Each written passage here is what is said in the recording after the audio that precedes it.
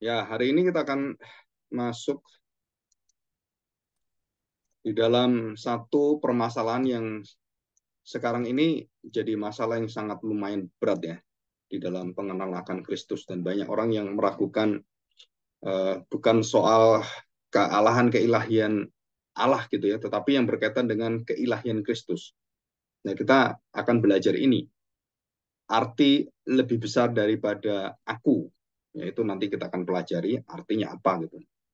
Nah, setelah kita akan membuka di dalam beberapa hal penting kitab suci ya, yang hampir semuanya itu ada dalam kitab Injil Yohanes, hampir mayoritasnya. Kita buka Yohanes pasal yang pertama. Yohanes pasal pertama, ayat yang ke-14. Ini saya bacakan satu-satu ya, secara urut, nah nanti baru saya bahas. Yohanes pasal 1 ayat 14. Firman itu telah menjadi manusia dan diam di antara kita. Dan kita telah melihat kemuliaannya, yaitu kemuliaan yang diberikan kepadanya sebagai anak tunggal Bapa, penuh kasih karunia dan kebenaran. Jadi dikatakan di sini, kita telah melihat kemuliaannya, kemuliaan Bapa, kemuliaan Allah yang Esa itu. Allah yang Esa itu adalah Allah yang tidak ada Allah lain, yang berada pada diri sendiri, tidak bergantung pada orang lain, dan yang mengadakan semua yang ada. Itu sebagai dikatakan sebagai disebut sebagai Yahweh atau Bapa oleh Tuhan Yesus ya. Dan juga kita tahu bahwa Tuhan Yesus adalah Allah sendiri. Nah, kita lihat Yohanes pasal 1 ayat yang pertama.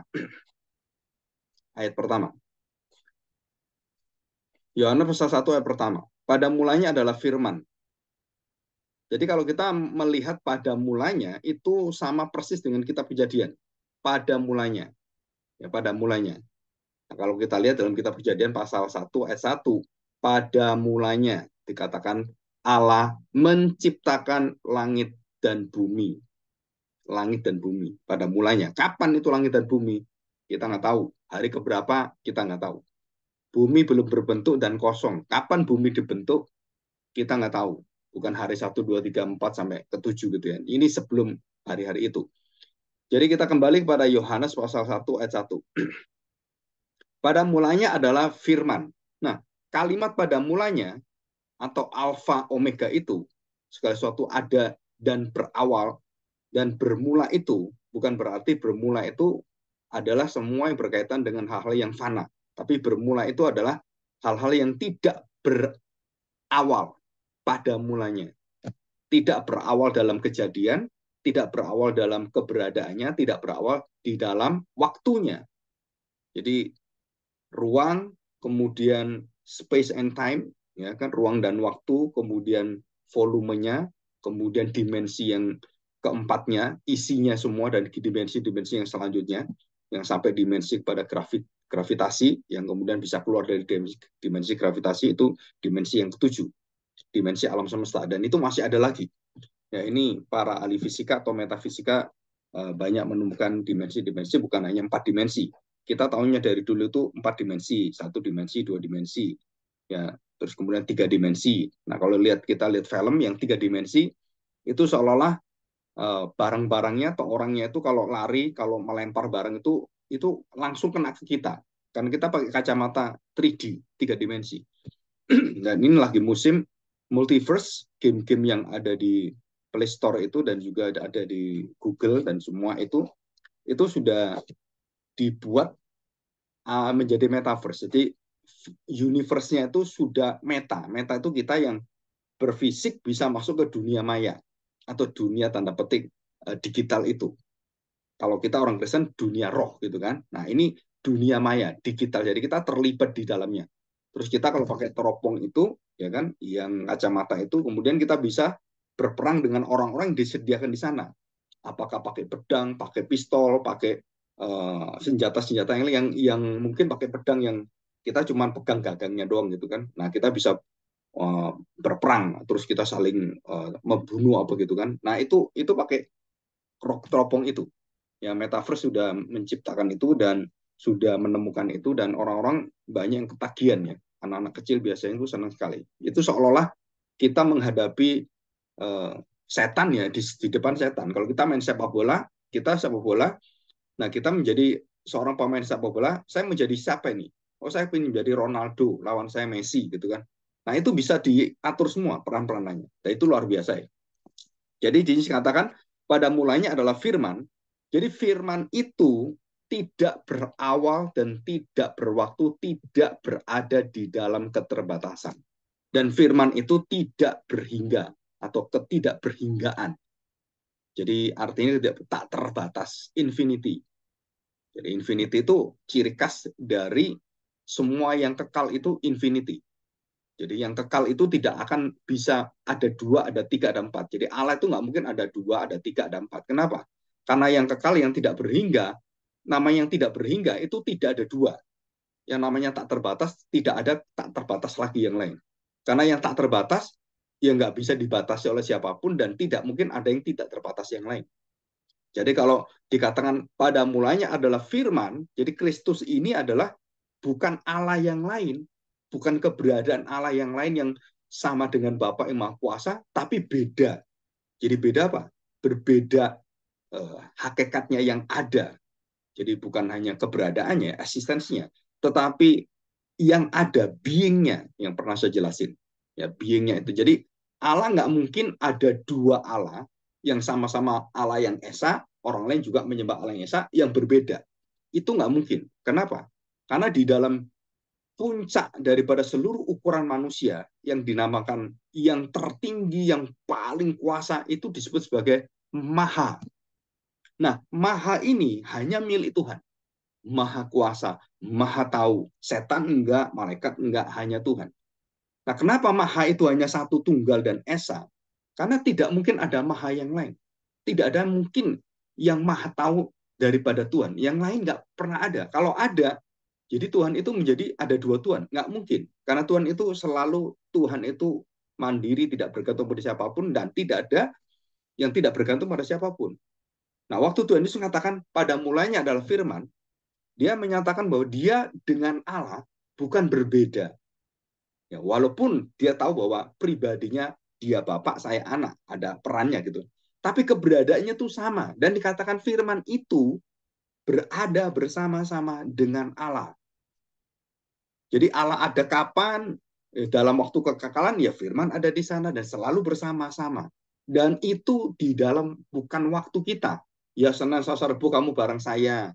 Terus Kamis, Jumat ya kamu tidak dengan saya gitu. Enggak ada hari, enggak ada waktu, enggak ada yang membatasi ruang. Jadi kebersamaan firman dengan Allah itu kebersamaan di dalam kekekalan. Tidak diatur, dibatasi dengan ruang dan waktu. Firman itu bersama-sama dengan Allah dan firman itu adalah Allah. Ini jelas sekali, firman itu adalah Allah. Ya. Nah, kita akan lihat tujuan terpenting Tuhan Yesus itu apa nanti. Nah, kita lihat ini ya. Nah, kita buka dalam Yohanes pasal 10. Perhatikan baik-baik. Kata mengenal. Jadi mengenal di sini ada dua, ginosko dan oida. Nah, ginosko itu pengetahuan yang didapat dari luar, kita berpikir dan dalam pikiran kita cerna. Sebenarnya namanya ginosko. Gnosticism itu dari kata ginosko. Kalau Allah nggak bisa saya pikir, saya nggak bisa percaya Allah. Itu disebut sebagai aliran gnosticism. Ginosko dari kata diambilnya pengetahuan. Christian Science juga sama. Ya, Tom Cruise itu Christian Science dan beberapa artis Christian Science. Artinya dia Kristen, tetapi kalau nggak masuk akal, dia nggak akan terima. Jadi Kristen pengetahuan, Kristen akademis. Jadi kalau akademisnya nggak masuk, dia nggak mau terima. Tuhan Yesus bisa memberikan makan dari 5 roti 2 ketulikan kepada orang 5.000 orang, gitu kan? Atau 7 roti kepada 4.000 orang. Terus dipikir, wah, sainsnya nggak jalan. Ini nggak percaya saya. Di situ. Jadi kalau dipikir nggak bisa dan dicerna nggak bisa, terus di riset, diteliti nggak bisa, ini bukan Allah. Ya di situ. Jadi semua yang bisa dipikir itu adalah Allah. Jadi Christian Science itu Allahnya bukan Allah Alkitab, Allahnya siapa? Ya sains itu. Jadi Christian Science atau orang-orang sekarang ini banyak yang umum dikatakan free thinkers ya. Jadi free thinkers itu pemikir bebas seperti liberal gitu. Jadi kalau nggak masuk pikiran saya, ya saya nggak mau percaya. Nah, di situ, apakah benar kekristenan nggak masuk akal? Jawabannya tidak. Kalau kita tahu bahwa yang paling masuk akal itu adalah firman Tuhan. Jadi selain itu, semua yang masuk akal itu hal-hal yang bersifat umum. Ya, percaya kejahatan, percaya kalau merampok itu dosa. Orang nggak perlu menjadi iblis, mereka tahu merampok itu dosa, bunuh orang dosa, memperkosa orang dosa, itu sudah tahu. Ya, oke. Yohanes 10 ayat 15. Ya, Yohanes 10 ayat 15. Dan juga ayat saya bacakan ayat yang ke-8 dulu. Semua orang yang datang sebelum aku adalah pencuri dan perampok. Dan domba-domba itu tidak mendengarkan mereka. Nah, perhatikan, saudara, tidak mendengarkan mereka. Jadi ada relasi pengetahuan secara pribadi, hubungan antara Yesus dan domba-domba itu berkaitan. Ya, berkaitan. Yang ayat yang ke pasal 10 ayat yang ke-15. Saya bacakan ya. Ayat 15. Sama seperti Bapa mengenal aku dan aku mengenal Bapa. Jadi Bapa dan anak itu bukan hanya mengenal biasa, itu pengetahuannya ada relasi. Jadi aku mengenal Bapa, Bapa mengenal aku. Nah, kita lihat di dalam Yohanes pasal 10 ayat yang ke-15 ya. Saya lihatkan di dalam ayat bahasa aslinya. Nah, gitu ya. Nah, perhatikan baik-baik. Saya mengenal Bapa, anak mengenal Bapa, dan Bapa mengenal anak. Itu pengetahuannya adalah bentuknya itu terus-menerus present aktif. Dan present aktif bukan hanya aktif biasa ya, tapi dia ada tujuannya, ada kaitannya, ada indikasinya. Ya, itu kalau kita parsing dalam bahasa Yunani itu keluar. Ya, jadi keluar. Jadi waktu saya mengenal Bapak, Bapak mengenal saya, pengetahuan Bapak dan pengetahuan saya mengenalnya itu sama. Kalau saya mengenal Bapak sempurna, Bapak mengenal saya sempurna. Kalau Bapak tahu segala-galanya tentang saya tahu tentang segala-galanya tentang Bapak. Nah, itu sebagai pengetahuan secara pikiran, secara apa yang dilihat semuanya itu disebut sebagai ginosku. Ya, jadi situ. Dan kemudian dikatakan di sini bahwa Bapak dan aku, hidupku yang aku berikan kepada domba-dombaku itu dikatakan oleh Tuhan Yesus di dalam ayat yang 15, sama seperti Bapak mengenal aku dan aku mengenal Bapak. Saudara, ini kesetaraan dan bukan rendah atau lebih tinggi. Ini pengenalan di dalam keilahian, keberadaan ilahi. Ya, jadi kalau kita tahu ini, itu keberadaan ilahi. Keberadaan yang tidak bisa ya apa ya dibatasi apapun, dan itu keberadaan yang sempurna, saling tahu dan betul-betul 100% Bapak dan anak itu saling kenal, nggak ada yang nggak kenal. Jadi kalau setuju, berjalan, seiring, sehati sepikir, dan tidak pernah ada keinginan yang lain. Enggak, itu mutlak. Ya, Bapak dan anak kehendaknya mutlak, tujuannya mutlak, rencananya mutlak, kemuliaannya mutlak, maha kuasanya mutlak, semua. Dan tidak ada perbedaan, tidak ada perselisihan, tidak ada pergesekan. Bapak dan anak nggak cocok gitu kan. Nah, itu nggak ada. Ya, sama sekali nggak ada. Dan itu adalah sempurna. Dan dikatakan di sini, dikatakan bahwa sama seperti Bapak mengenal aku dan aku mengenal Bapak dan aku memberikan nyawaku bagi domba-dombaku. Ya, ini ayat yang ke-29 kita lihat. Bapakku yang memberikan mereka kepadaku. Ya. Jadi domba-domba tadi itu mendengarkan suara Yesus sebagai gembalanya, dan bukan hanya mendengar suara Yesus, Yesus juga tahu siapakah domba-domba itu. Aku mengenal mereka, domba-dombaku, dan mereka itu mengikuti aku karena mereka mendengarkan suaraku dan mereka mengenal aku. Jadi mengikut itu harus punya telinga domba, bukan telinga serigala, bukan telinga kambing, ya, bukan telinga binatang lain. Dikatakan domba. Jadi domba itu diciptakan Tuhan sebagai ilustrasi dan sebagai lambang hidup orang percaya. Itu karena domba itu punya hearing selection atau selective hearing. Jadi pendengaran yang menyeleksi. Dia tahu tuannya siapa. Selain tuannya, dia nggak dengar. Dia nggak mau dengar. Dia hanya dengar suara gembalanya. Suara yang menghidupi dia. Nah, itu domba. Jadi kalau kambing nggak dengar. Kambing itu seenak sendiri. Bahkan dipanggil pun nggak kenal. Kambing itu kadang-kadang liar gitu. Nah, itu perbedaan kambing dengan domba itu bedanya di situ. Selain tanduknya, kalau kambing keluar, Kalau domba itu ke dalam berputar, jadi artinya tidak mau berperang, tidak mau menanduk orang, tetapi lebih ke arah eh, menundukkan diri, bukan menanduk, tapi menundukkan diri. Nah itu sifat-sifat domba itu coba kalian pelajari. Khotbahkan. Ya, kemudian dalam perlambang simbol domba itu iman Kristen, keberadaan orang Kristen, kenapa diumpamakan domba? Nah itu penting ya, penting sekali supaya kamu tahu kerendahan hatinya, ketaatannya, mendengar hanya suara Kristus dan hanya menaati gembalanya. Selain itu dia nggak mau dengar, nah, itu semua itu luar biasa. Ya, dikatakan di sini domba-dombaku mendengarkan suaraku, aku mengenal mereka dan mereka mengikut aku. Dan ayat 28 dikatakan, aku memberikan hidup yang kekal kepada mereka. Memberikan hidup yang kekal. Bukan pengetahuan, bukan cuma moral, bukan cuma kata-kata menguatkan, ya, memberikan harapan. Bukan, Zah. Dan banyak hamba Tuhan pendeta itu, isi khotbahnya tuh, itu tong kosong nyaring bunyinya. Kenapa? Nggak membahas inti firman Tuhan, hanya moralitas. Hanya ya kamu harus baik, jadi suami yang baik, jadi istri yang baik, jadi murid yang baik. Nah, semua baik-baik semua. Tapi prinsipnya apa kebaikan menurut firman Tuhan? Nah, mau tidak mau kamu harus membahas teks-teks ayat Alkitab, ayat-ayatnya apa, berbicara apa, kamu selidiki ini apa, penggunaan katanya, maksudnya apa, kondisinya dengan para rasul saat itu tuh apa, kulturnya apa. Wah, itu kita harus tahu semua. Nah, kalau nggak tahu, pasti kamu ngawur. Kenapa ngawur? Karena kamu eisegesis. Jadi kamu menafsirkan Alkitab dengan pola kamu. Jadi dari luar masuk dan memperkosa Alkitab. Ayat-ayatnya dipakai untuk apa? Kepentingan kita. Dan itu banyak sekali. Dijelaskan di sini.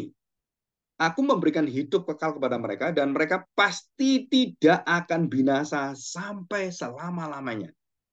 Jadi orang kalau mengatakan Tuhan Yesus pilih kita, ya kalau kita salah, terus kemudian kita nyasar gak taat, ya Tuhan akhirnya tinggalkan kita. No, gembala itu tidak pernah tinggalkan dombanya, walaupun dombanya sesat. Sesat itu artinya apa? Kesasar, gitu kan? Kemana? Dombanya akan cari. Bahkan Tuhan Yesus memberikan ilustrasi. Ya, ada 100 domba. Ya, satu itu hilang. Apa yang dikatakan Tuhan Yesus? Dia akan cari yang satu. Dia tinggalkan yang 99. Karena yang ditinggalkan sudah selamat, sudah masuk kandang. Yang satu nggak selamat dan dia kejar yang satu, dia cari sampai ketemu dan masuk kembali. Itu artinya tidak dibinasakan, tidak akan binasa sampai selama-lamanya. Seorang pun tidak akan merebut mereka dari tanganku. Tidak ada satu orang merebut. Mau Lucifer, mau iblis, mau siapapun. Mau penjahat, mau orang radikal. Nah, saudara nggak bisa. Kamu bisa bakar gereja. Dan kamu bisa membunuh orang Kristen. Ya, jadi martir. Tapi kamu tidak bisa melepaskan mereka dari tanganku. Dan semua orang yang mengerjakan kebencian pada orang Kristen, saudara semua di akhir zaman itu dihempaskan Tuhan semua, dibinasakan semua, diadili oleh Tuhan. Dan tidak ada yang keluar dari pengadilan Tuhan. Nah itu doa orang kudus dalam kitab Wahyu, Apokalipsis Wahyu yang terakhir, kita Wahyu terakhir dikatakan doa orang kudus itu menuntut Tuhan yang membunuh dia, yang mencaci maki dia, melawan dia. Karena yang dilawan bukan orang-orang Kristen yang bermartir, yang berkorban. Yang mereka lawan adalah Yesus sendiri. Maka mereka meminta pertanggungjawab pengadilan Tuhan. Dan di akhir zaman, semua orang ini sebelum diadili itu mulut mereka, lutut mereka, itu menyembah dan mengaku Yesus adalah Tuhan dan Juru Selamat. Dia Tuhan Allah. Semua mulut, semua lutut. Dan semua mulut mengaku, semua lutut bertelut dan menyebut Yesus adalah Tuhan. Sore di sini dikatakan ya, apalagi orang Kristen. Kita yang dikatakan tidak akan dibuang, tidak akan binasa. Dan tidak ada orang yang merebut mereka dari tanganku. 29. Bapa yang memberikan mereka kepadaku. Jadi siapa yang memberikan orang-orang Kristen, orang-orang percaya itu yang datang pada Kristus? Siapa yang menggerakkan mereka kemudian bisa mengerti, bisa percaya Yesus, mengakuinya, dan hidup di dalam seluruh kehendak daripada yang diajarkan oleh Tuhan Yesus? Siapa itu? Yang awal inisiatornya, yang menggerakkan mereka, yang menarik mereka itu siapa? Jawabannya, Bapak Surgawi. Peranan Bapak Surgawi itu sumber dari seluruh keselamatan berasal dari Dia. Dan siapa yang dipanggil, dipilih, itu semua berdasarkan kepada Bapa Surgawi. Melalui siapa? Melalui Kristus, Sang Penebus, pilihan Allah. Jadi semua kita yang dipilih itu harus masuk dalam pilihan di atas segala pilihan. Yang dipilih di atas segala yang dipilih. Yang terpilih, yang paling dipilih Tuhan adalah Kristus. Inilah anakku, kepadanya aku berkenan. Jadi sebelum dia memilih siapapun, dia sudah memilih anaknya dari sejak kekekalan. Ini loh anakku dari sejak kekekalan. Inilah yang aku kenal daripada mulanya. Jadi Bapakku memberikan mereka kepadaku lebih besar daripada siapapun, dan seorang pun tidak dapat merebut mereka dari tangan Bapa. Aku dan Bapa adalah satu. Nah, perkataan 29, Yohanes 10 ayat 29, itu menjadi permasalahan yang sangat pelik sekali. Kenapa? Karena dianggap bahwa waktu Yesus ngomong, Bapakku lebih besar daripada aku.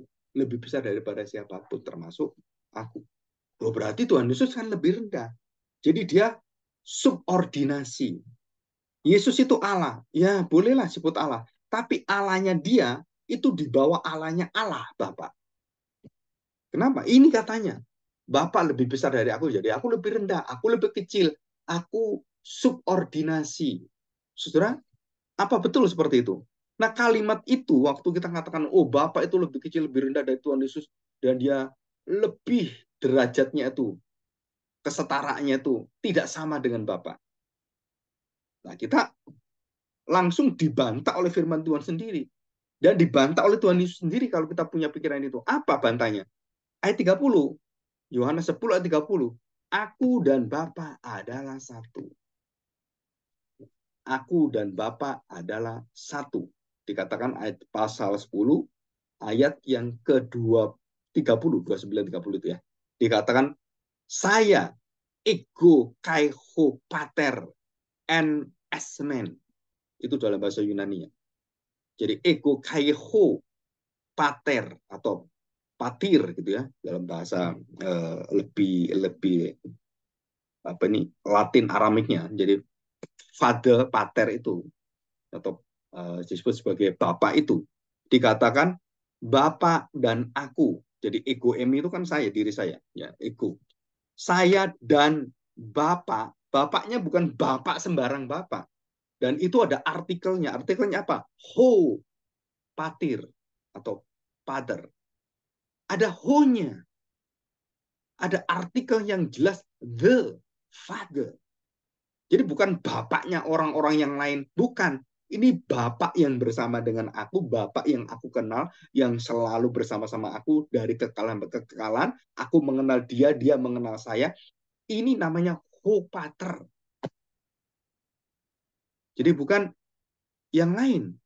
Bukan kata sandang, bukan, a father, bukan. Tapi ho-father, the father. Dan jelas sekali dikatakan, and, dan dikatakan apa? And S-man. Apa maksudnya S-man? Setelah itu membentuk satu. S-man itu bentuk emi. Ya, bentuk emi. S-man ini dari kata, ya kita tahu bahwa verb-nya itu kan verb present, dan kemudian menunjukkan first person, tapi menunjuk kepada plural. Kalau Yesus ego emi, saya sendiri kan, I am gitu. Tapi dikatakan ini, ego kai ho pater, and S-man. Nah, saudara perhatikan. Jadi Bapak dan aku adalah kita. Nah, di dalam bahasa Indonesia nggak ada ini. Yohanes 10 ayat 30, dalam bahasa Indonesia, kitanya nggak ada. Aku dan Bapak adalah satu. Nah, bukan hanya itu sebenarnya. Bukan hanya kesatuannya. Pribadinya itu kita. S-man, bukan Amy. Jadi Kristus dengan Bapak itu kita. Itu menyatu. Dan dua pribadi karena kita. Bukan hanya Yesus saja atau hanya Bapak saya. Bapak saja gitu. Bukan. Tapi aku dan kita. Kita itu siapa? Bapak dan aku. Jadi jelas sekali. Makanya dalam bahasa Yunani kalian kalau belajar bahasa Yunani itu banyak sekali terjemahan-terjemahan yang kurang dan jadi kurang tepat dan kurang bisa kita nikmati secara teologis. Hubungan-hubungan yang luar biasa itu kaitannya itu karena ketelitian kita dalam membaca bahasa Inggris, bahasa Yunani, Ibrani. itu akan menambah, kita akan menambah dalam sekali pengetahuan teologi kita. Kenapa? Karena dari biblika dasarnya sumbernya adalah Alkitab. Tapi kalau kita ngajar nggak ada sumbernya, oh nggak bisa. Yesus itu bukan Allah. Nah, kita waktu ngomong seperti itu, di dalam bahasa aslinya ada kata esmen. Esmen. Jadi bukan hanya ini sendirian, tapi ada esmen, menyatakan kita sendiri yang berbentuk jamak. Jadi ini adalah satu bantahan kepada orang-orang mengatakan Yesus itu subordinasi. Dia lebih kecil dari Bapa, dia lebih rendah dari Bapa. Mana ada di Alkitab ngomong seperti itu? Oh ini kan lebih besar daripadaku tadi itu. Waktu Yesus katakan lebih besar, itu menunjukkan apa? Menunjukkan bahwa dia diutus oleh Bapa, dia mendapatkan misi dari Bapa, ada satu visi yang dikerjakan, dia harus taat. Dan dia berperan apa? Dia menundukkan diri. Maka Bapa yang mengutus saya, dikatakan Tuhan Yesus, dia lebih besar. Bukan soal kesatuan dia dengan Bapa. Bukan. Maka ayat 30 itu penting sekali. Kenapa? Karena untuk mengkantor kesalahan orang berpikir lebih besarnya itu adalah Yesus itu lebih rendah. Subordinasi. Bukan. Yesus mengatakan di sini, aku dan Bapa kita, nah ditambahkan di situ kan, aku dan Bapa kita adalah satu. Jadi bahasa Indonesia yang benar itu harusnya seperti itu terjemahnya. Bapak dan aku, kita satu. Jadi keilahian satu, tapi peranannya Bapak dan aku beda. Disitulah Bapak lebih besar dari aku. Dalam hal apa? Visi misi yang dikerjakan, dia mendengarkan Bapaknya, dia taat. Oh, Bapak lebih besar, dia menaati Bapaknya. Jadi itu artinya lebih besar. Termasuk hanya Bapak yang tahu, anak tidak tahu. Itu bukan soal keilahian. Itu soal pengetahuan Tuhan Yesus yang menyerahkan seluruhnya bahwa dia mengatakan apa yang dikatakan Bapak yang tidak boleh dikatakan, ya dia mengatakan tidak tahu. Karena itu tidak boleh dikatakan. Dia taat. Jadi bukan, wah berarti Tuhan Yesus kan bukan Tuhan. Urusan waktu dia mengatakan Bapak lebih besar, Bapak hanya Bapak yang tahu, lebih tahu daripada yang saya mengerti, karena saya terbatas di dalam kemanusiaan saya, dan taat pada Bapak. Sudah di situ langsung kita tahu, oh perbedaannya seperti ini. Jadi Yesus waktu menyatakan lebih besar, Bapak hanya Bapak yang tahu, Bapak lebih tahu. Saudara, itu artinya apa? Di dalam kondisi, misi, jalan daripada Sang Penebus. Dia menjadi manusia, dia Mesias yang menanggung seluruhnya, termasuk di dalamnya. Tidak boleh mengatakan yang tidak boleh dikatakan. Jadi Allah tutup mulut, kita tutup mulut. Allah buka mulut, kita buka mulut. Alkitab menjelaskan, kita beritahukan. Alkitab tidak menjelaskan, ya kita nggak tahu. Ya, jadi kalau orang tanya, di Alkitab ada Tritunggal nggak? Perkataan kata Tritunggal ada nggak? Coba saya ingin tahu. Saya pertama kali ketemu saksi Yehova, disuruh buktikan itu. Buktikan apa? Allah tiga. Di mana Alkitab? Allah ada tiga pribadi. Coba, Tritunggal ada nggak? Saudara kita cari, nggak ada. Sampai ngelontok pun Alkitab nggak ada. Tritunggal, nggak ada itu. Kata itu nggak ada. Dan kata itu baru ada setelah Bapak Gereja bernama Tertullianus. Yang kemudian memberikan formula itu dan dipakai oleh kita sampai sekarang. Bapak, Anak, dan Satu. Dan memang itu adalah ada di Alkitab. Tapi penjelasan Bapak, Anak adalah satu Tritunggal nggak ada. Karena memang di dalam Alkitab istilah itu tidak ada di dalam Alkitab. Tapi realitanya, kebenarannya ada di sana semua. Dan banyak kebenaran-kebenaran yang ada, tetapi kita nggak punya istilahnya. Nah, termasuk di dalamnya apa? Pemeliharaan Allah, providensia. Nah, itu providensia. Pemeliharaan Allah, itu nggak ada yang providensia, provide, nggak ada. Tapi Allah memelihara bangsa secara Allah kemudian menopang, itu ada semuanya. Tapi kata-kata providensia secara literal, kata-katanya, hurufnya itu nggak ada. Dan banyak yang seperti itu, yang tidak ada. Tapi kita tahu bahwa itu merupakan sumbernya dari Alkitab. Ya. Oke, kita lihat sekarang ini ya. Nah, perhatikan, kita sudah membaca Yohanes 10, 29, 30 ya. Nah, sekarang kita lihat Yohanes 8 ayat 53. Yohanes 8 ayat 53. Saya akan bacakan ya. Demikian. Ya, saya bacakan dari ayat yang ke-52. Kata orang-orang Yahudi kepadanya, sekarang kami tahu bahwa engkau kerasukan setan. Kasar sekali. Tuhan Yesus itu waktu menyamakan diri dengan Allah, sebelum Abraham ada, aku ada. Semua orang nggak bisa mengampuni, dan tidak ada manusia bisa mengampuni. Yang bisa mengampuni hanya Tuhan. Dan Tuhan mengatakan, bangkitlah, aku ampuni engkau. Jangan berbuat dosa lagi. Mereka marah. Kamu ini siapa? Kalau kamu ini manusia, kamu ini kerasukan setan. Kamu menyamakan dirimu dengan Allah. Dan itu hanya setan yang seperti itu. Kan dosa setan itu cuma satu. Dosanya apa? Menyamakan diri mau menjadi Allah. Menyamakan diri sama dengan Allah. Dosanya manusia sama, niru dosanya setan. Adam dan Hawa jatuh. Kenapa? Karena kamu akan sama seperti Allah. Tahu yang baik dan benar. Jadi dosanya setan ini, Lucifer ini, yang kemudian masuk melalui lambang dan simbol daripada ular, dan kemudian ular itu ditunggangi oleh iblis dan Lucifer, dan dia mengatakan kalimat itu. Dia jatuh di tempat sama, dan kejatuhan daripada iblis ditularkan kepada manusia.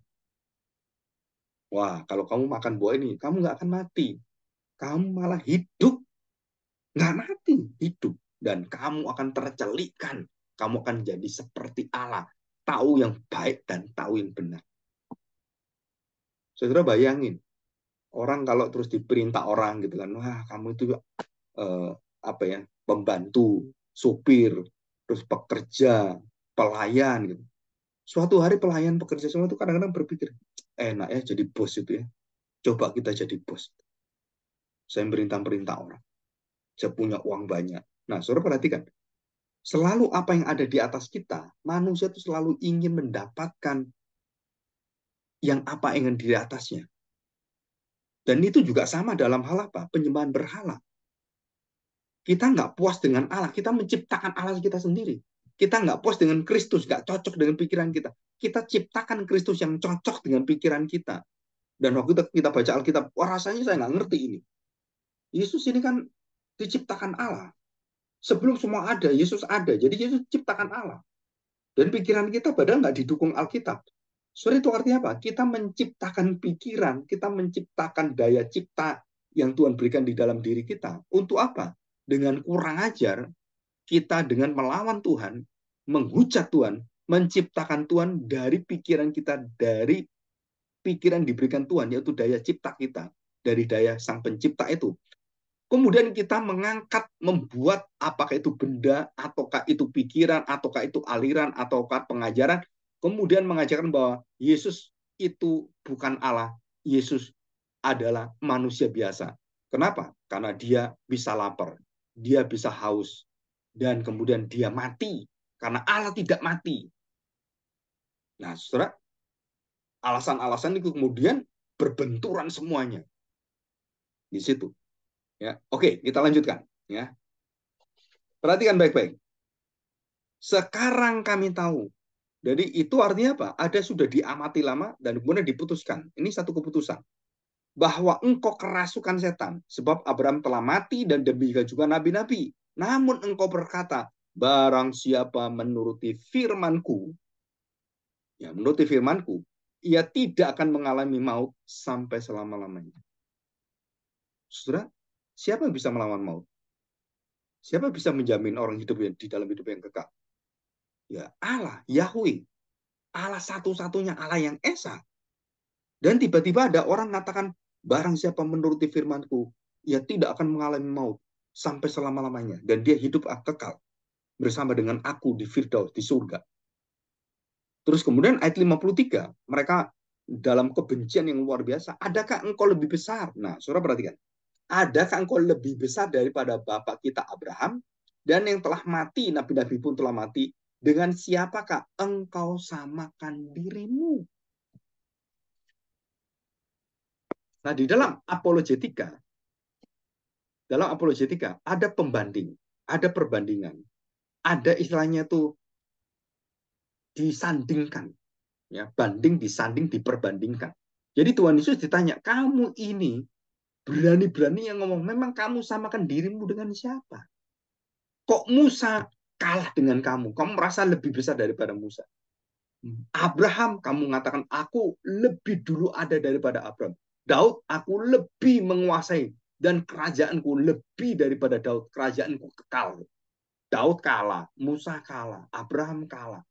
Terus kamu ini siapa? Dan kamu samakan dirimu dengan siapa? Tuhan Yesus ditanya seperti itu. Nah, ayat ke-54. Ya, Yohanes 8:54. Jawab Yesus, jikalau aku memuliakan diriku sendiri, maka kemuliaan itu pun sedikit pun tidak ada artinya. Sia-sia. Bapakulah yang memuliakan aku. Tentang siapa kamu berkata, dia adalah Allah kami. Jadi dia Allah kami. Itu Bapa, Bapakku yang mengutus aku. Bapa dan aku adalah satu. Kamu kenal Bapa, kamu kenal saya. Kamu percaya kepada Bapa, kamu percaya pada saya. Kamu lihat saya, kamu lihat Bapa. Kamu lihat Bapa, nggak bisa. Nggak ada satupun orang lihat Bapa. Ya, nggak ada satupun orang lihat Bapa. Di mana itu? Di dalam Yohanes 5. Ya, kita melihat pada Yohanes 5 dikatakan tidak ada seorang pun melihat Bapa. Nah, sudah dikatakan di sini, Bapakku yang memuliakan aku. Tentang siapa kamu berkata, dia adalah kami.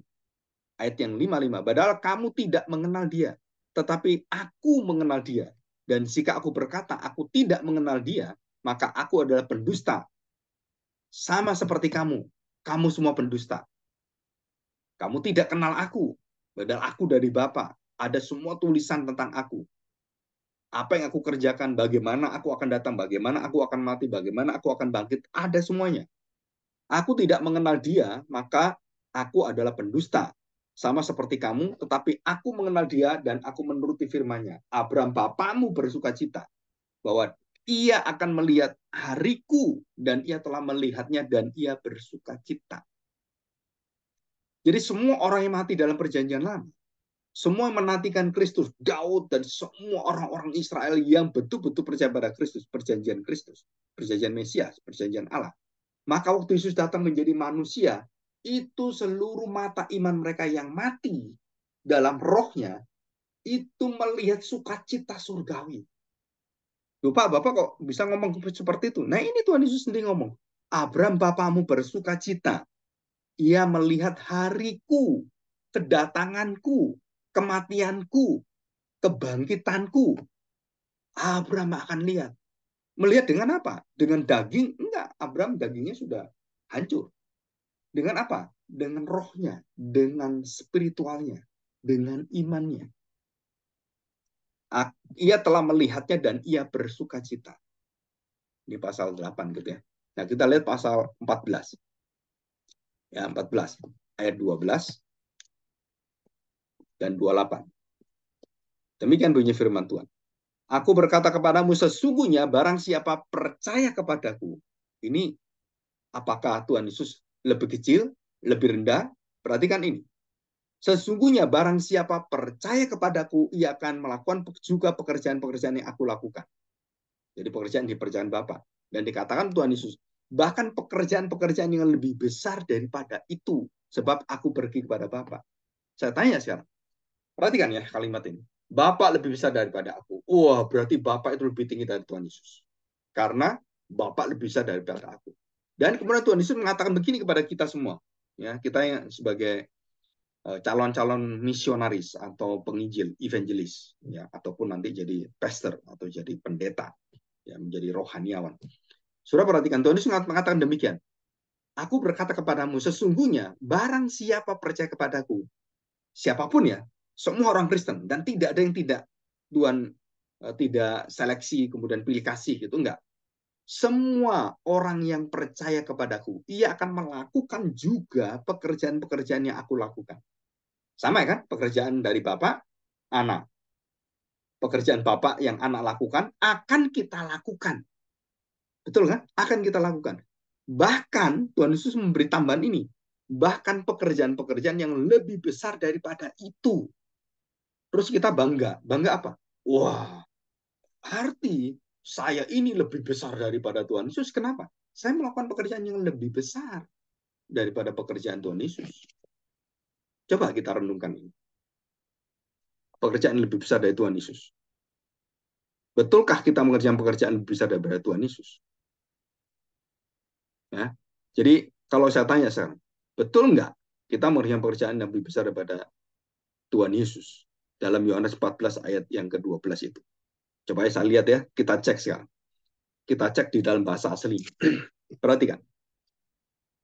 Sesungguhnya itu dalam bahasa Latinnya tuh amin, amin, amin. 2 kali. Dan setiap kali Tuhan Yesus ngomong sesungguhnya diterjemahkan bahasa Indonesia, itu 2 kata amin. Amin, amin. Ya katakan ya. Ya katakan ya. Amin katakan amin. Artinya apa? Tidak ada kepalsuan, tidak ada kebohongan, tidak ada bayangan, perubahan dari kalimat Tuhan Yesus. Karena dia sempurna, dia kekal, dia tahu segala sesuatunya. Amin, amin. Dikatakan lego humin, ho, pisteun. Dikatakan apa? Betul-betul dia mengatakan apa? Truly, truly, aku berkata kepadamu. Dikatakan kan? The believing in me. Nah, siapapun dikatakan ho. Jadi bukan semua sembarangan orang percaya, bukan. Orang-orang yang pasti percaya. Ho pistuin. Dikatakan dengan jelas dalam bahasa aslinya. Ho pistuin. Tadi kan ho pater. Bapak yang betul-betul Bapak yang dikenal oleh Tuhan Yesus. Yang dikenal, diketahui, yang hidup bersama dan dalam kekekalan itu. Dan ini dikatakan ho believing. Orang-orang yang beriman. Yang ada is in me. Jadi di dalam diri saya yang mengerjakan pekerjaan-pekerjaan yang greater, lebih besar. Dikatakan apa? Mezomai atau mega mezomai. Lebih luas, lebih besar. Apakah saya lebih hebat dari Tuhan Yesus? Kenapa? Saya bisa mengerjakan pekerjaan lebih hebat dari Tuhan Yesus. Lebih besar dari Tuhan Yesus. Apanya lebih besar? Saudara, kita pikirkan. Tuhan Yesus dalam waktu 3 bulan, paling 3 bulan setengah sampai 4 tahun. Hidupnya 30 tahun, ditambah 3 tahun pelayanan, dan 3 tahun pelayanan setengah ini Tuhan Yesus melayani. Lingkupnya, itu wilayahnya sangat terbatas. Karena dia manusia dan pada saat itu belum ada pesawat-pesawat yang bisa terbang. Belum ada semua yang bisa dijangkau. Dan seluruh daripada penjangkauan itu berjalan kaki. Kalau kita kaya, itu bisa beli kuda. Wah, orang beli kuda itu seperti zaman sekarang, perbandingannya itu seperti beli mobil yang mewah sekali. Rolls Royce, gitu, Lamborghini, gitu kan. Ya, Porsche seperti itu. Ya kan, Ducati atau yang mereknya tuh, wah, itu orang punya kuda itu zaman dulu, wah, saudara, mahalnya minta ampun, seperti kalau kita lihat kendaraan yang paling mewah. Jadi Tuhan Yesus bukan orang punya, dia orang yang anak tukang kayu, tukang seperti tukang-tukang yang lain, tukang batu juga kan. Nah, kita tahu bahwa Tuhan Yesus nggak mungkin beli kuda dan melakukan perjalanan dengan cepat seperti itu. Nggak mungkin. Jadi dia hanya terbatas sampai di mana ke batas Tuhan. Itu batasnya wilayah Sidon, Gedara, Gerasa, dan tidak lebih daripada itu. Karena Tuhan Yesus datang melayani bangsa Israel. Sampai bangsa Israel itu kemudian dilayani dengan sepenuhnya, dengan sempurna oleh Allah, dan ditolak oleh bangsa Israel. Dan itulah puncak penolakan Tuhan kepada bangsa Israel. Seluruh perjanjian Allah di dalam Daud, di dalam Abraham, itu semua akan berhenti disempurnakan di dalam Kristus. Jadi artinya, kalau kamu tidak terima Kristus, kamu tidak mau mengenal Kristus, tidak mau percaya pada Kristus Mesias ini, Yesus Kristus ini, yang adalah anak tukang kayu Yusuf, dan seorang ibu bernama Maria. Jadi orang dari Nazaret lahir di Bethlehem, dan kamu tidak mau percaya, kamu punya Abraham, kamu punya Musa, punya siapapun, kamu masuk neraka. Saudara perhatikan baik-baik. Dan kemudian mereka nuntut, mana bisa kan bapak saya Abraham? Oh, kamu tahu nggak? Kalau Abraham nanti lihat kamu tidak terima saya, dan Abraham itu akan menghakimi kamu, dan Abraham yang mengatakan, binasalah kamu. Kamu bukan keturunanku. Kamu bukan keturunan di dalam perjanjian imanku kepada Tuhan. Nah, saudara, itu Tuhan Yesus semua yang mengatakan. Jadi ini sesuatu yang sangat jelas sekali kita lihat.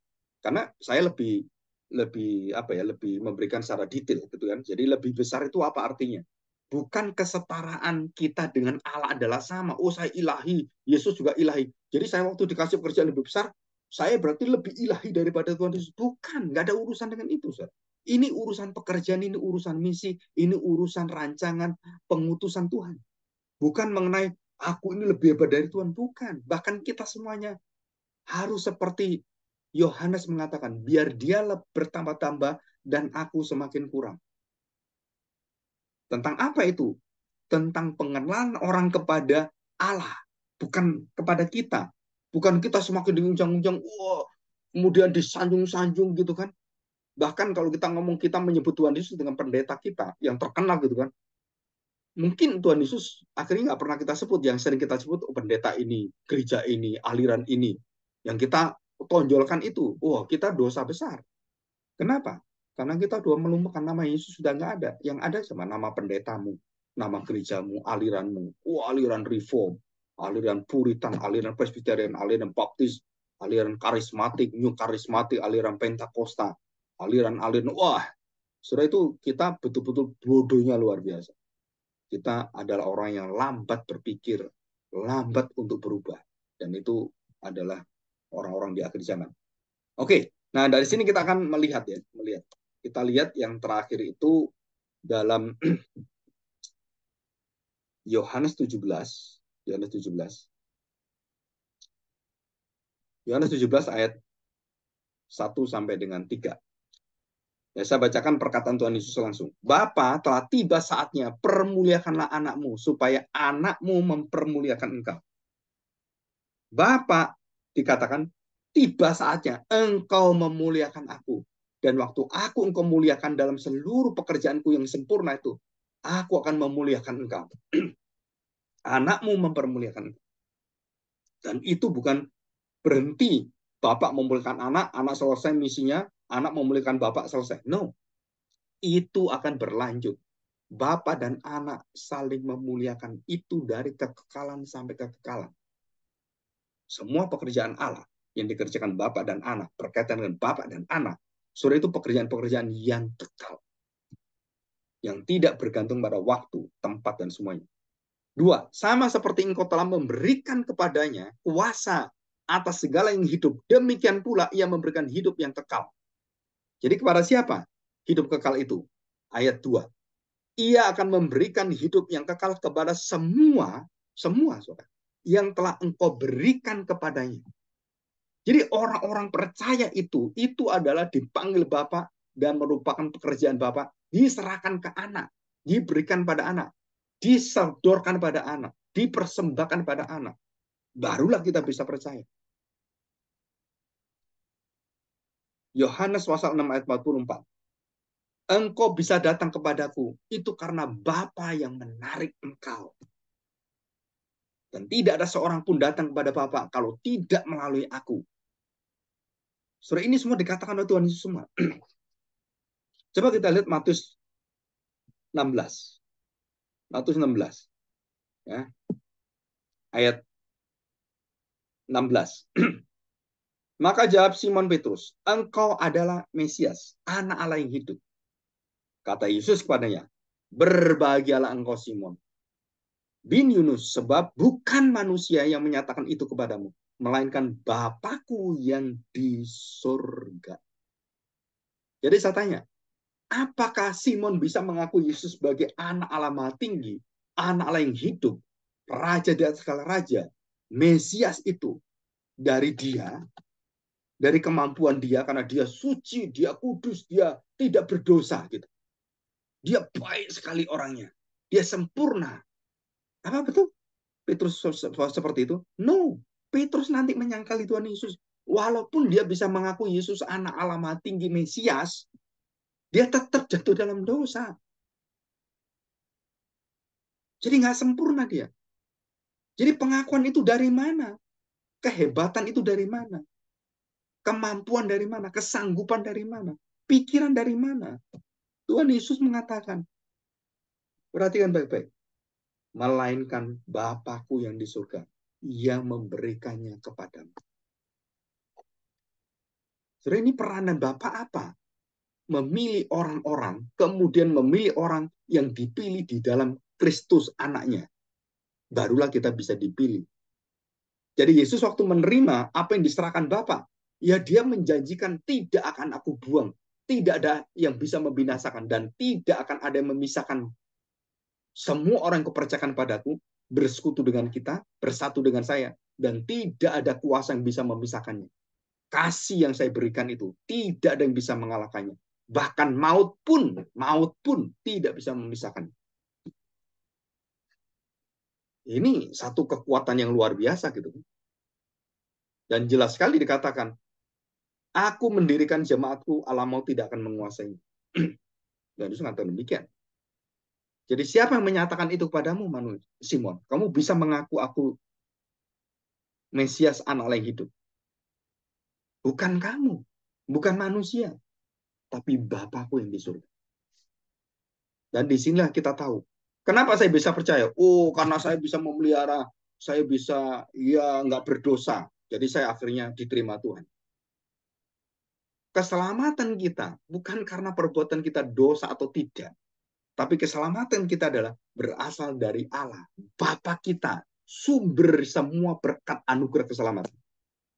Yang menarik kita dari dunia yang gelap, kerajaan yang gelap itu, anak-anak kegelapan. Dan ditarik dan dipersembahkan pada Kristus. Dan akhirnya kita memiliki terang itu karena Kristus adalah terang. Kerajaan raja di atas segala raja. Dia adalah Kristus, dia adalah raja terang itu. Dan dialah yang memberikannya seluruh orang-orang percaya kepada Kristus. Bapa itu yang menganugerahkannya. Jadi bukan kita. Tidak ada dalam satu Alkitab, satu ayat Alkitab yang mengatakan orang-orang percaya diselamatkan karena kemampuannya. Enggak ada, Sir. Karena kebaikannya enggak ada. Tolong sebutkan. Enggak ada. Percaya saya enggak ada. Ya. Jadi di sini kita harus betul-betul percaya, ya, mengaku ini semua di dalam satu anugerah Tuhan yang luar biasa indah. Ya. Oke, kita kembali ke Yohanes pasal ke-6. Kita lanjutkan tahap yang mulai selesai ini ya. Yohanes pasal 6 ayat 27. Perhatikan. Bekerjalah bukan untuk makanan yang akan dapat binasa, melainkan untuk makanan yang bertahan sampai hidup yang kekal. Apa itu makanan? Tuhan Yesus mengatakan, makananku adalah melakukan kehendak Bapa. Yohanes 4 ayat 34. Dan juga sumber dari segala sesuatu kehidupan adalah di dalam Yohanes pasal 4. Itu semua dijelaskan di sana. Jadi katakan bahwa sampai hidup yang kekal. Makanan apa? Roti hidup. Siapa roti hidup? Bukan roti yang beragi yang kita makan, yang bretok gitu kan. Terus kemudian bretko, dan kemudian roti-roti semua yang lain. Saudara, bukan itu. Dikatakan sampai hidup yang kekal. Makanan sampai hidup kekal. Apa itu? Melakukan kehendak Bapa. Itu yang membuat kita hidup. Itu yang membuat kita akhirnya bisa mengalahkan seluruh daripada maut, dosa, ikatan, perbudakan, semua. Ketagihan kita akan dosa. Ketagihan kita akan banyak hal. Dan dikatakan, yang diberikan anak manusia kepadamu, sebab dialah yang disahkan oleh Bapa Allah dengan meterainya. Jawab Yesus, inilah pekerjaan yang dikehendaki Allah, yaitu hendaklah kamu percaya kepada Dia yang telah diutus oleh Allah. Apa kehendak Bapa? Semua orang itu diperkenalkan supaya percaya pada Kristus. Dan dikatakan, semua yang dipercayakan Bapa, hope is twin, orang-orang yang percaya, yang ditentukan oleh Bapa. Nah, baru orang-orang itu diselamatkan dan aku bangkitkan di akhir zaman. Ya, oke, kita melihat kesimpulan-kesimpulan yang penting. Jadi tujuan hidup orang percaya apa? Sama dengan Bapa dan anak. Untuk memuliakan Bapa, Bapa memuliakan anak. Maka hidup orang percaya adalah semua sama memuliakan Allah dalam segala hidupnya. Kenapa? Karena Allah akan memuliakan kita. Tentu selalu bagaimana saya bisa mengenal Tuhan Yesus Kristus. Satu-satunya jalan, saudara harus mengenal Bapa. Bagaimana saya bisa mengenal Bapa? Saudara harus percaya pada Kristus, anak tunggal Bapa, yang akan menyatakan itu. Karena tidak ada satu orang yang pernah melihat Bapa, dikatakan, ya, ayat 36. Yohanes pasal 6 ayat 36. Ya, perhatikan. Ya.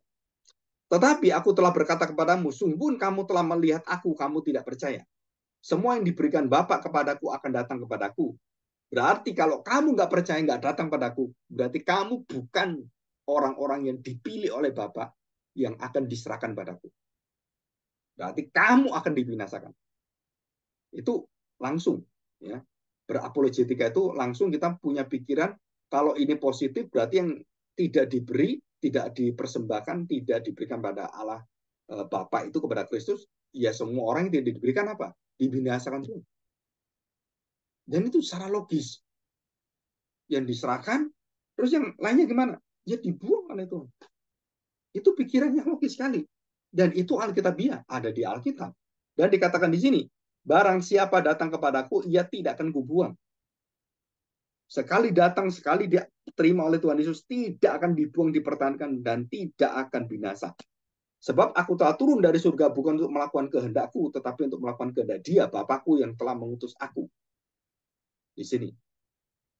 Apa itu kehendak Bapa? Ayat 40. Sebab inilah kehendak Bapakku, yaitu supaya setiap orang yang melihat anak dan yang percaya kepadanya beroleh hidup yang kekal. Dan supaya aku membangkitkannya di akhir zaman.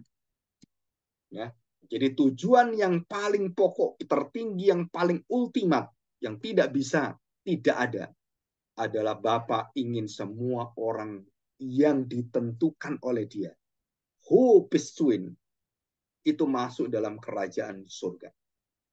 Yang ditentukan Bapa, karena ada the believers, orang-orang yang percaya, yang sudah dikenal, sudah diketahui, sudah ditetapkan, sudah dipilih, sudah dipanggil, sudah akan dikuduskan, akan dimuliakan. Semua sudah ada dalam Roma pasal 8 itu. Ya, mulai dari pasal 8 ayat 28, 29, 30. Dan sore itu semua adalah ordo salvation. Rangkaian rantai keselamatan. Ordo salvation. Nah, nanti kita akan melihat itu, kita belajar di sana. Ya, oke, kita lihat selanjutnya ya, kita lihat. Nah, perhatikan. Di dalam Yohanes pasal 5 ayat 37. Kita lihat ya, Yohanes pasal 5 ayat 37. Apa yang dikatakan? Bapa yang mengutus aku, dialah yang bersaksi tentang aku. Kamu tidak pernah mendengar suaranya, rupanya pun tidak pernah kamu lihat. Jadi Tuhan Yesus mengatakan ini dengan jelas. Apa yang dikatakan? Tidak ada satu orang pun yang kenal Bapa, apalagi dengar suaranya. Lebih-lebih melihat mukanya, melihat Bapa, enggak ada. Dan yang pernah melihat Bapa, yang pernah menyelidiki hati Allah terdalam adalah Kristus dan Roh Allah, Roh Kudus. Yohanes 10 ayat 3.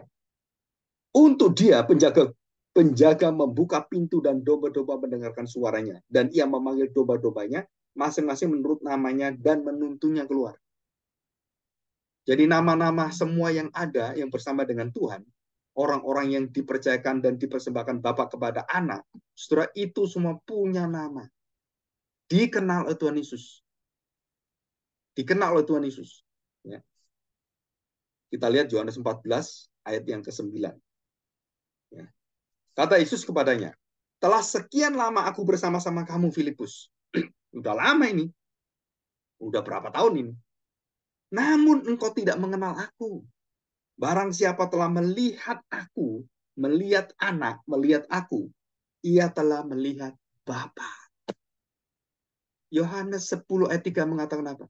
Tidak ada satu orang pun, Yohanes pasal 5 juga, tidak ada seorang pun yang bisa mengenal Allah. Tidak ada seorang pun yang mendengar suara Bapa. Tidak seorang bisa mendengar dan melihat Allah, Bapa itu. Tapi di sini katakan apa?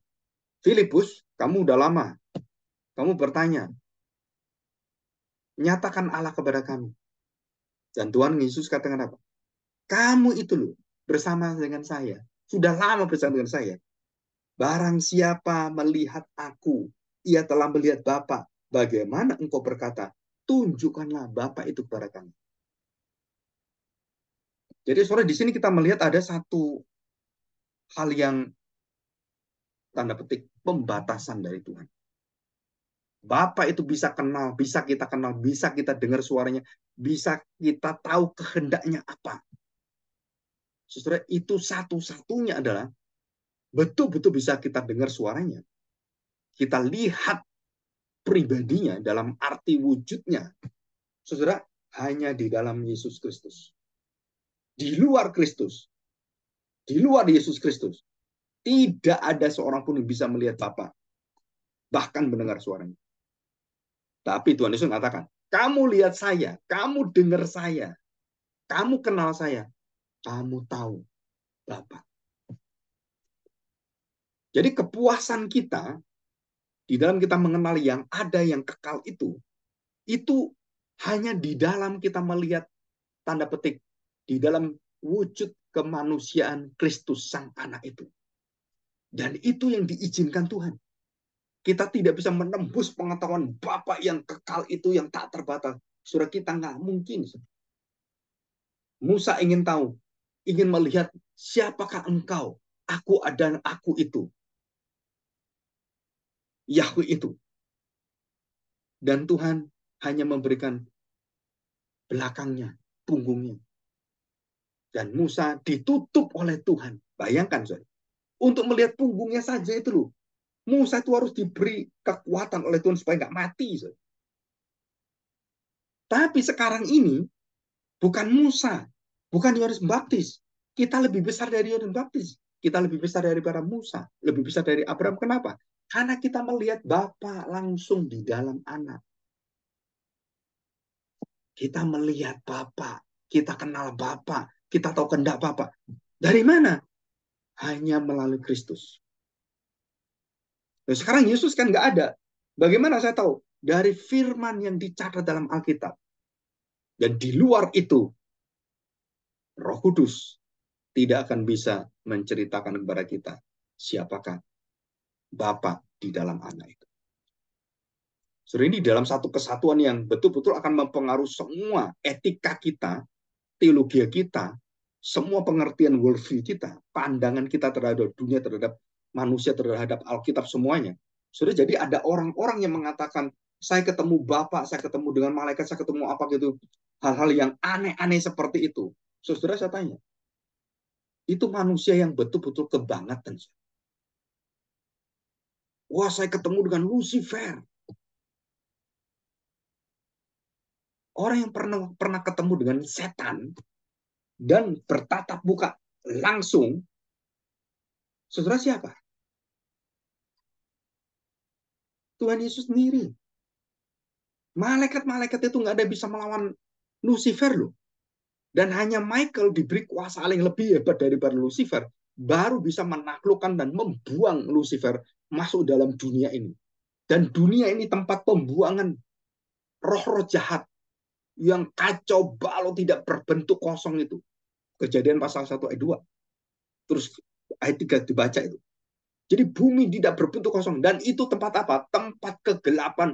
Dan dibuangnya di situ seluruh daripada kejahatan, roh-roh kegelapan.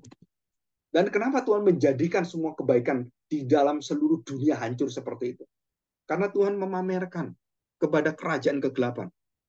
Kerajaan kegelapan pun itu berada di dalam kondisi dan semua dikontrol Tuhan dan semua dikuasai Tuhan, termasuk iblis.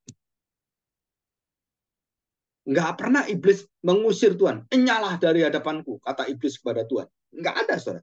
Tapi Alkitab ada mengatakan, enyalah iblis dari hadapanku.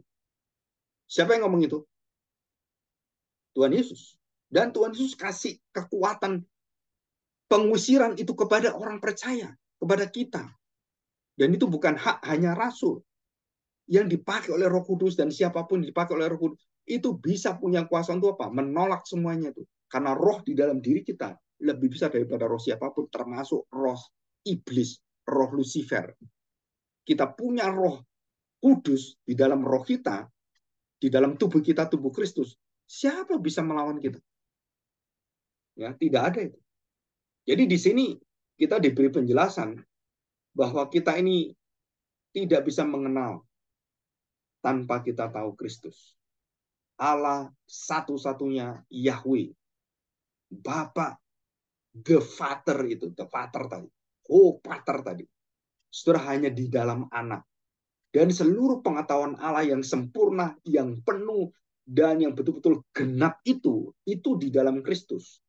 Jadi tanpa Kristus, kamu baca Alkitab, perjanjian baru, kamu nggak akan bisa mengerti dan membangun seluruh rohmu, hidupmu, dan jiwamu.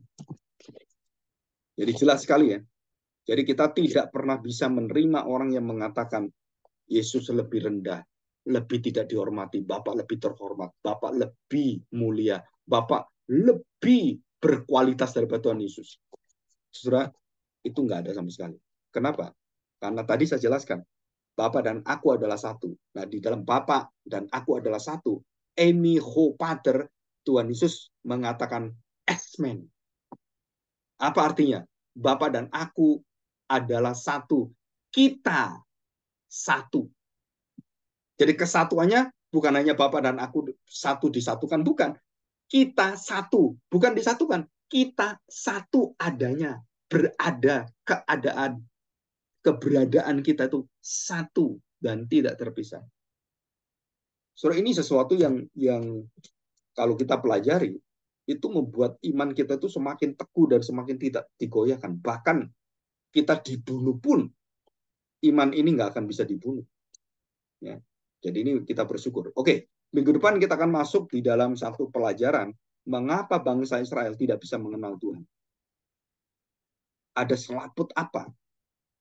Dan kenapa Tuhan Yesus paling benci dengan hidup, tanda petik, kepalsuan, kemunafikan orang-orang Farisi dan ahli Taurat serta Saduki. Karena Tuhan Yesus mengatakan ragi orang Farisi. Nah, ini akan saya jelaskan minggu depan ya, supaya kita tahu apa yang menghalangi kita, termasuk kita nanti. Oke, saya pikir cukup sekian, karena ini sudah masuk. Ada pertanyaan nggak? Tapi ini suaranya nggak bisa ya. Mungkin dari Nathanael mungkin. Ada pertanyaan, silakan. Saya mau bertanya. Silakan. Suaranya mana? Pergi ke jurang aja. Ngapain? Saya mau tanya tentang pengusiran roh-roh jahat itu. Terkadang, kalau terkadang kan itu saya lihat itu Anda kan jemaat